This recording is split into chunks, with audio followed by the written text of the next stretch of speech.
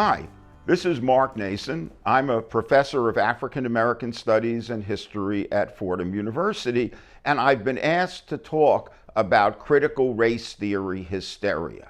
So let me begin with an admission. Prior to the spring of this year, I never gave a second thought to critical race theory.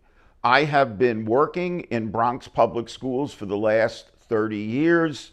Never was critical race theory mentioned to me by a principal, a staff developer, or a teacher.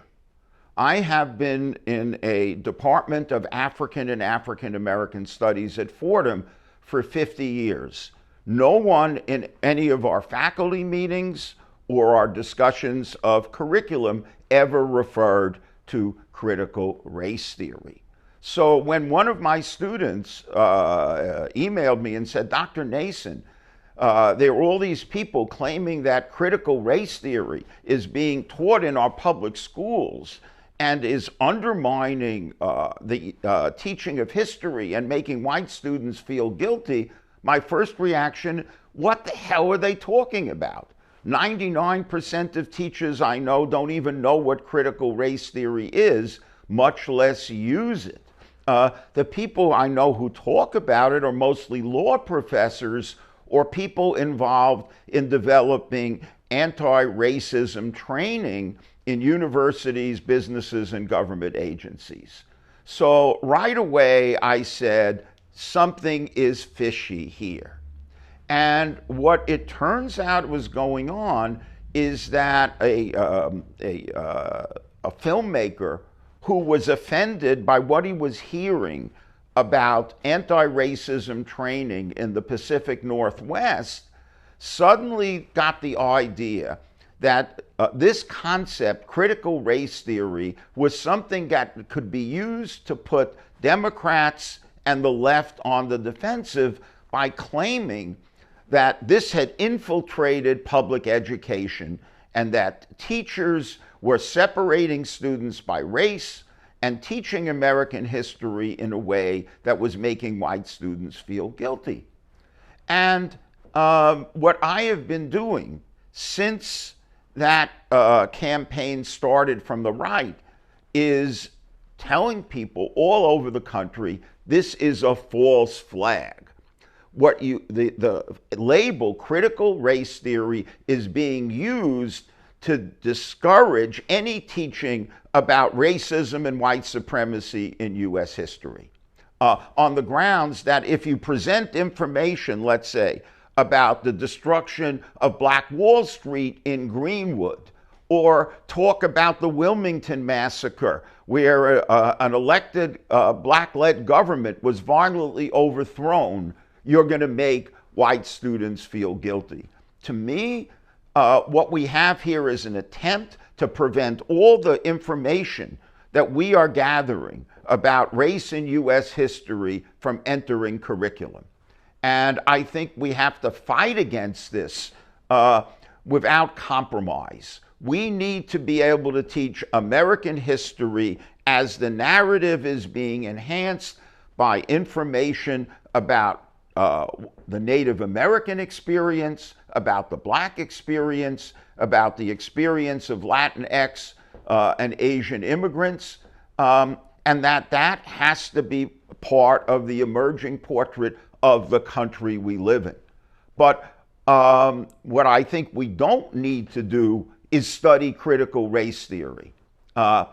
We can do this by studying U.S. history and all the new research coming out on this. And also, we can respond to our own students and the issues they raise. So let me give you an example.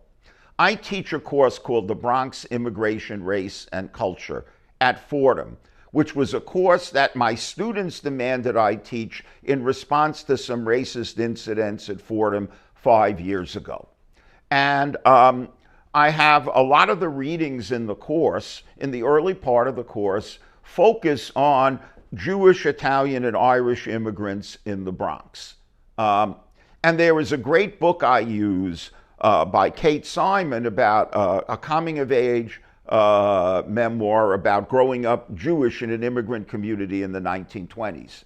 several of my students said, Dr. Naison, we need to look at anti-blackness in this memoir. Even though it was something that only came in a few passages, what my students said is that even as soon as European immigrants come to the US, even if they're discriminated against themselves, they begin to internalize anti-blackness as part of their pathway to success and mobility in American society. So in response to my students, we made this a theme in the course. And what we uncovered was that there were huge stretches of the housing market in the Bronx where black people were closed out of. The whole Grand Concourse was a street you couldn't rent apartments on if you were black until the 1960s. The Parkchester development, which a MetLife development, had white-only policies in their rental agreements. And, so did the Trump housing in the southern part of Brooklyn. So, and the people who were living in the Grand Concourse were Jewish. The people who were living in Parkchester were predominantly Irish. And so people who had been discriminated against themselves were buying into, either implicitly or explicitly, drawing the color line against black people. Also, the largest beach club in the Bronx, Shore Haven, which was predominantly Jewish, drew the color line until the 1950s.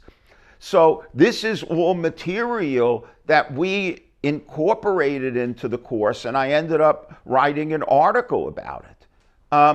But none of this came out of studying critical race theory. It came from an openness to examples of white supremacy and racism shaping the lives of even people who themselves had been discriminated against. Now, people would say, well, that fits right in, systematic racism. But in this course, I also teach about examples of anti-racism. There was a neighborhood called Morrisania in the southern part of the Bronx, which was a Jewish working class neighborhood filled with trade unionists, socialists, and communists. When the Depression struck, landlords in that neighborhood desperately filled their housing, gambled that people with this kind of political consciousness would accept middle-class black families moving into their buildings. So they put up signs in their windows that said, "We rent to select colored families." So black Pullman porters and postal workers moved into this largely Jewish working class neighborhood, and you ended up producing one of the most integrated neighborhoods in the United States, with the single most integrated high school, Morris High School. Also, as a result of that, you had a neighborhood which produced more varieties of popular music than virtually any place in the country, because you had African Americans, West Indians, Puerto Ricans moving into a largely Jewish and Italian neighborhood in a context where everybody shared their cultures. So here you have the Grand Concourse drawing the color line, you have Parkchester drawing the color line, but you also have a neighborhood which challenged American racial mores and created a pattern of intercultural cooperation that to this day is still a model for us. So I think, to me, teach American history as the research uncovers it. Look honestly at race in US history. And not all of it is going to be about racism and white supremacy. Some of it is going to be about overcoming racism and white supremacy. But the main thing we have to do not give an inch to anybody who mentions critical race theory, because they're liars and demagogues.